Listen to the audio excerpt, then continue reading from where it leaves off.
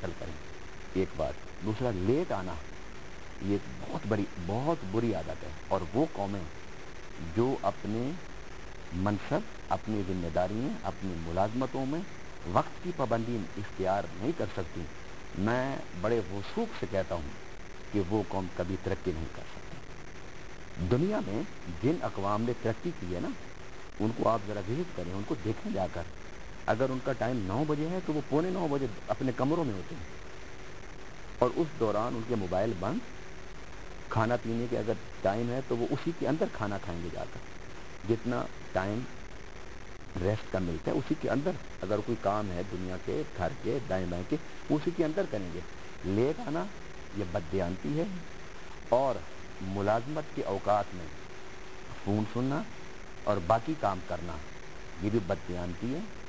और ऐसा अमल इख्तियार करने वाले लोग, हाँ वो सरकारी इदारे में हो, नीम सरकारी इदारों में हो या प्राइवेट इदारों में हो, वो अपने रिस्क को हराम कर रहे हैं। इससे बचना चाहिए। जब आपने एक एग्रीमेंट किया किसी इदारे से इतने घंटों का और उसी के बदले में आप मुआवजा लेते हैं, तो वो आपको घंटे पूरे करने चाहिए। अगर आप घंटे पूरे नहीं कर रहे तो आप जो हैं इदारे का तो नुकसान करेंगे, लेकिन आप उसके ज़रिए से जो रिज़्क़ अपने बच्चों के लिए कमा के जाएंगे, उससे कभी सहूलत और फराखी और रहमत और नेमत का दरवाजे नहीं खुलेंगे उससे। अच्छा आलम साहब, हमने ये देखा कि बहुत सारे मुलाजमीन जो है या बहुत सारे लोग, बहुत सारे साहिब इख्तियार लोग जो हैं वो कमाते हैं और खूब कमाते हैं, जायज़ नाजायज़ ज़राए से कमाते हैं, और उसके बाद जब उनकी रिटायरमेंट हो जाती है उसके बाद वो हज भी कराते हैं, वो खैरात भी बहुत ज़्यादा करते हैं, वो ज़कात भी बहुत ज़्यादा देना शुरू हो जाते हैं, वो आम इंसानों से बेहतर इंसान बन के बैठ जाते हैं और इबादत।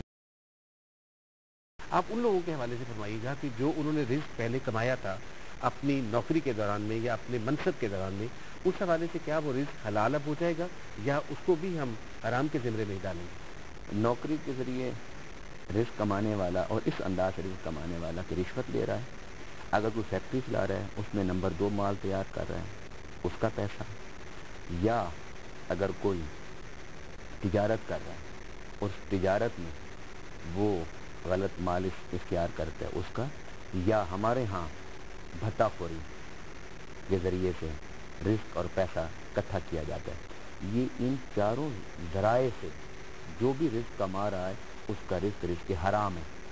अगर वो ज़कात देगा उस ज़कात का उसको कोई फ़ायदा नहीं है, वो सदका करेगा उसको सदके का कोई फ़ायदा नहीं है, उससे वो मतलब है कि हज करेगा उसका कोई हज कबूल नहीं, उससे उम्रा करेगा उसका कोई उम्रा कबूल नहीं, उससे मस्जिद बनाए, इदारे बनाए, हस्पताल बनाए, अल्लाह के यहाँ क़यामत के दिन उसके लिए कोई उसका अजर व सवाब नहीं है। हाँ, दुनियावी फ़ायदा उसको है कि अगर वो रिश्वत से, मिलावट से, भत्ताखोरी से अगर वो पैसे इकट्ठे करता है और उसका रिफाई काम करता है तो उसका रिटर्न उसको इस दुनिया में मिल जाएगा।